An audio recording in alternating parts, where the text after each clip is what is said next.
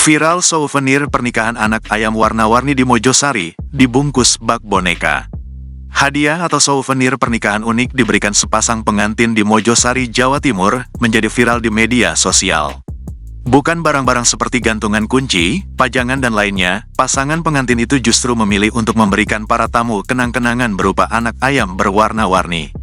Penampakan souvenir berupa anak ayam yang diwarnai itu pun viral di media sosial, salah satunya akun Instagram @nengtainment pada Minggu, tanggal 12 Mei tahun 2024. Pasangan pengantin ini kasih souvenir anak ayam warna-warni ke para tamu undangan. Warganet gak tega lihatnya, tulis keterangan pada unggahan. Dalam video tersebut tampak para tamu memegangi souvenir berupa kotak kardus berwarna coklat.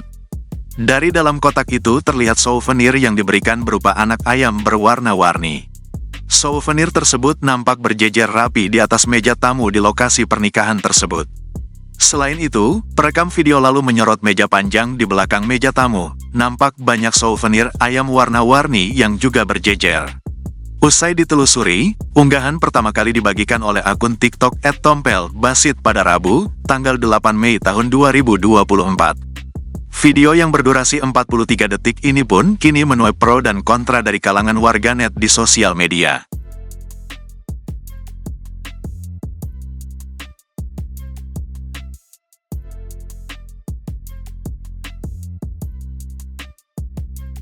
Download Tribun X sekarang, menghadirkan lokal menjadi Indonesia.